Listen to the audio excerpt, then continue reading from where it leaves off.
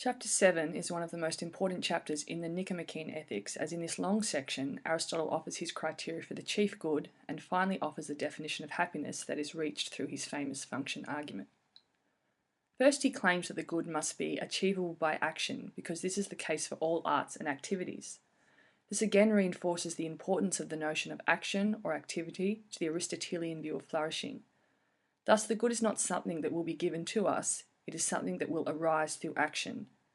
To find the end of all we do, Aristotle first considers three types of ends or good. First, those that are pursued purely for the sake of something else. Second, those that are pursued for their own sake and the sake of something else. And third, those pursued purely for their own sake and not the sake of something else.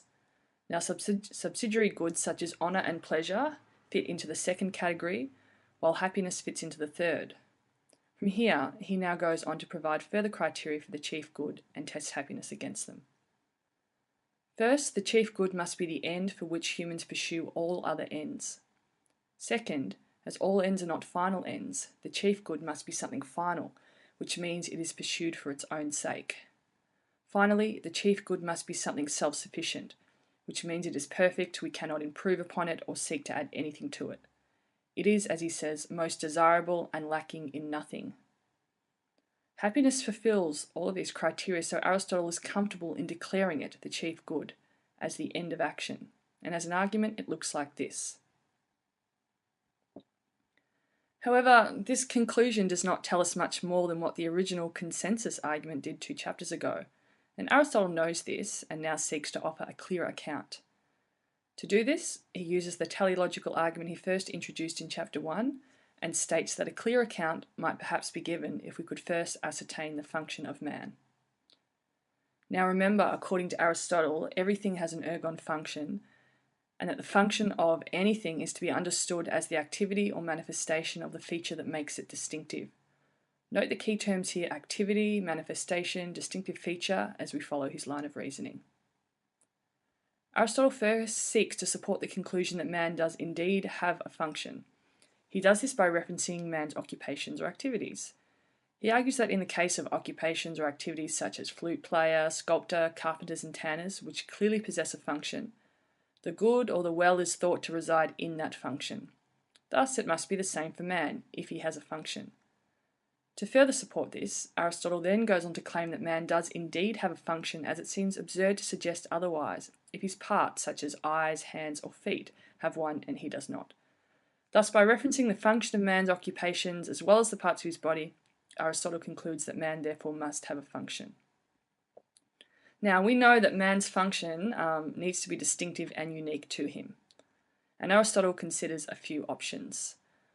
First, the life of nutrition and growth, or in simpler terms, survival. And he also considers the more complex idea of the life of perception. However, as nutrition and growth is shared with plants, and the life of perception shared with animals, both of these are disqualified as the unique function of man. After this, according to Aristotle, the only thing that remains as unique is the life of reason. Thus, this must be man's distinctive function. And in standard form, it looks like this. So after arriving at his conclusion that to reason is our function, Aristotle then goes on to further clarify what he understands reason to mean. And it is not the same coldly intellectual, non-appetitive style of reasoning that Plato advocated. Now, Aristotle believed that the soul was divided into a rational and irrational part. There is the rational part which possesses reason and engages in the cognitive process of reasoning. Then there is the irrational part, which holds the nutritive and appetitive dimensions of life. The appetitive dimension, which is Aristotle's word for emotions, appetites, feelings, and desires, also partakes in our rational capacity in the sense that it can obey reason. So in summary, there are two parts to our rational capacity. First, our capacity for reason, and second, our capacity to obey reason. Thus, any concept of a good life needs to take into account both the intellectual and appetitive elements of human experience. It's important. Now, in the next part of the chapter, from 1098a, Aristotle makes a crucial distinction between capacity and activity, as well as happiness and virtue. First, it is not enough to possess the knowledge of something or the capacity to do something. This is only the first step. What matters is that knowledge or capacity is actualized in action or an activity. He uses the phrase activity of the soul. In other words, you cannot just possess reason, you need to utilize it. The best life, therefore, is one where reason is an activity. Thus, Aristotle links happiness with activity as opposed to a state or capacity. Now, next, he moves to connect the idea of activity to virtue and offers his conclusion regarding the human good. First, a few words on virtue. The Greek idea of virtue, or arete, refers to the idea of excellence in action. Excellence in an activity means the activity is performed well, at its optimum, its best. That is what in accordance with virtue means. So for the Greeks, virtue is not simply about good moral behaviour. It is about doing something in such a way that one's skill or virtue is expressed in how it's done.